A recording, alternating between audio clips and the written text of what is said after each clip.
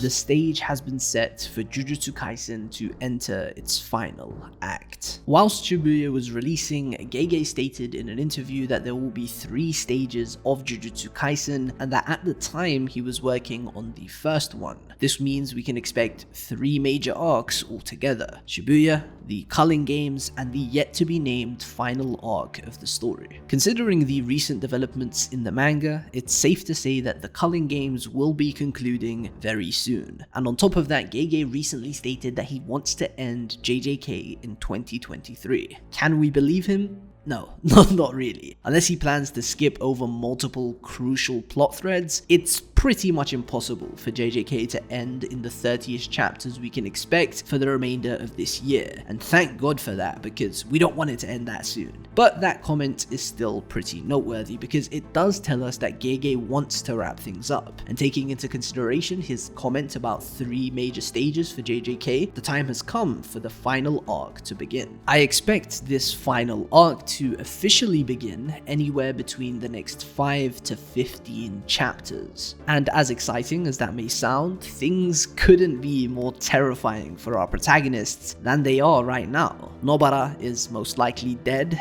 Megumi's body has been hijacked by Sukuna, Gojo is sealed in the prison realm, and Yuji is going through it, to say the least. America has intervened with the Culling Games and wished to take over the world of sorcerers, to take cursed energy and use it as a renewable energy source. And though of course this is just a small piece of Kenjaku's insane scheme to have Tengen assimilate with all of humanity, it's still very concerning that one of the biggest nations are a major player in this final conflict. Sukuna's motives are pretty unclear for now, but just the fact that he's free from the shackles of Yuji's body to do whatever he really wants to is very scary. Chaos is blooming in the Jujutsu world. Things literally could not be worse for the good guys, and Gege wants to wrap things up. He's taking us into the final act of this story with 0 real hope. The little hope we did have, the hope that Gojo would be freed and be able to fight against people like Kenjaku and Sukuna, was completely stripped from us with the presumed death of Angel. Although there was no Kogane to declare Angel's death, so we'll just have to wait and see what Gege has up his sleeve. Originally, I was going to make this video a comprehensive breakdown of all the main plot threads, character arcs, and thematic underpinnings of Jujutsu Kaisen that needed to be explored and concluded in this final act of the story. But the more I thought about it, the more I realized you can't really say there is anything that needs to be done. Of course, there are many things we can expect to be included in this final arc, but the attitude I think we should all adopt with regards to reading JJK and reading this final stretch of JJK is expect the unexpected. Jujutsu Kaisen is shaping up to be quite a unique story, consistently subverting popular storytelling tropes and delivering things you really couldn't ever see coming.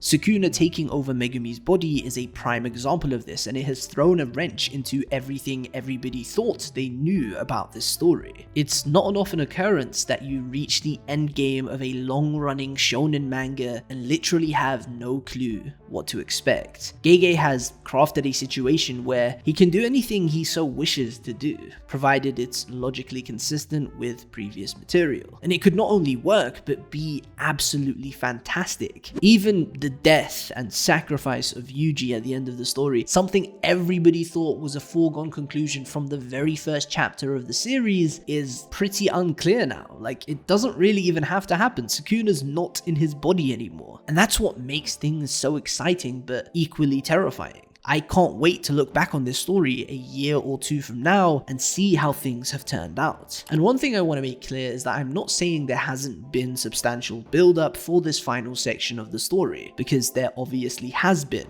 Just the fact that everything is so chaotic and the villains have the complete upper hand and our protagonists are up in shit's creek is fantastic build-up. There are countless looming questions that need answering, Sukuna being the fallen or disgraced one, for example, implying that he wasn't always this way and descended into the person we know him as now. We need to know what he was like as a human, what drove him to madness, his relationship with Angel. We need the star plasma vessels to be further explored. We need some more information on Kenjaku and Tengen's relationship. We need to see what's gonna happen with Gojo. We need to find out if Geto is actually actually still in there within Kenjaku's body, and if that has any connection to Megumi's interference with Sukuna. But these are just questions that need answering. They aren't clearly defined in a way where we can understand this final stretch structurally and narratively. We could receive all of this information in a million different ways. Hell, we could receive it all in a single chapter. My point isn't that there hasn't been build-up, it's that we don't know what's gonna happen and how it's going to happen. The one thing I'm personally hoping we get in this final arc is a flashback to the Heian era, the golden age of sorcery. Whether this is an extensive backstory around the same length as the hidden inventory arc or just a chapter or two, it would be very satisfying to see how the world was back then, an age where things were so insane that even Sukuna was not feared as much as Gojo is today. Sukuna of the past was by no means less terrifying than Gojo, but since the rest of the world during this golden age was so much more vicious than it is today, people back then did not fear Sukuna as much as they do fear Gojo in the current day. And Kenjaku is trying to bring things back to how they used to be. He's trying to revive the golden age of sorcery. Honestly, he's not even just trying, he's doing it and succeeding, which is exactly why I want this backstory, so we can draw comparisons and parallels and see just how much the world has changed, have them side by side. Jujutsu Kaisen's history is packed with so many interesting battles, folklore, clans, and curses. But honestly guys, there is nothing more jam-packed and exciting and terrifying and momentous as the present. The current day. We are witnessing history in the making. Kenjaku has been planning for generations and everything is culminating right now in the life of Yuji Itadori. Sukuna may have been an absolute monster back then, but he didn't have the 10 Shadows curse technique. He didn't have Megumi's body. Guess what? He does now.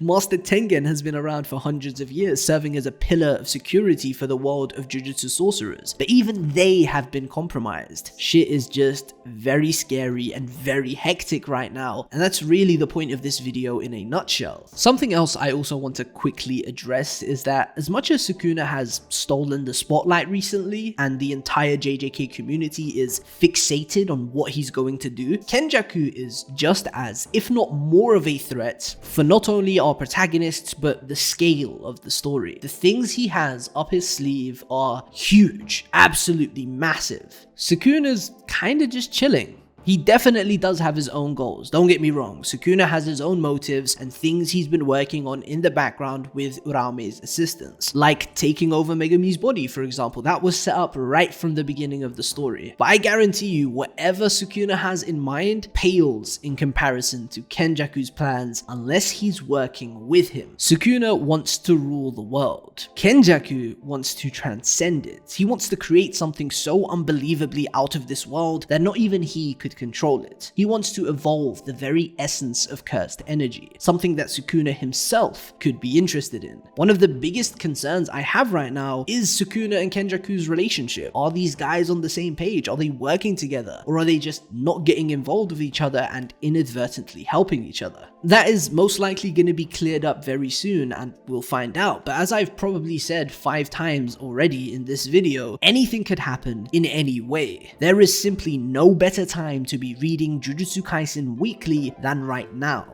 And if Gege keeps things under control and continues writing the way he has for the past 217 chapters for this final stretch, then this might just be one of the most epic and thrilling final rides of a series in Weekly Shonen Jump history. We are reading some cataclysmic shit right now. Japan is on the verge of an apocalypse and literally everything is in the hands of the 2 most evil characters in the story. The only person we can really put our faith in is trapped in a box, but with the back of the prison realm being with Choso and Angel's death still being unconfirmed, maybe, just maybe, Satoru Gojo will return. What better way to kick off this final arc of the story than delivering Sukuna's promise? He did say that the first person he will kill when he is free would be Gojo. Are we gonna get Gojo vs Sukuna in the next 20-30 chapters? Who fucking knows? At this point, I wouldn't be surprised if Gege just said, screw the back of the prison realm and made Sukuna free Gojo out of his own volition. That sounds exactly like something Sukuna would do. As you can probably tell, this video is not scripted. I just have a bunch of bullet points on different topics to touch upon because there's simply too much to talk about. I intend to make character analysis videos for a bunch of the main characters going into this final arc, especially Sukuna and Kenjaku. The way Gege has just bullied his own protagonist with these two guys is remarkable. He has not pulled a single punch, and I love it. I also think there is so much to be said about Kenjaku and Sukuna as a dynamic and what they both represent for cursed energy and Jujutsu sorcery and what it means to be a sorcerer and the different themes of death and rebirth in this story, but that is a topic for another day. Thank you guys for watching, and let me know what you guys think we can expect from this final arc. What do you think are the most important things that Gege needs to deliver on before Jujutsu Kaisen ends? Let me know down in the comments, and have a fantastic day.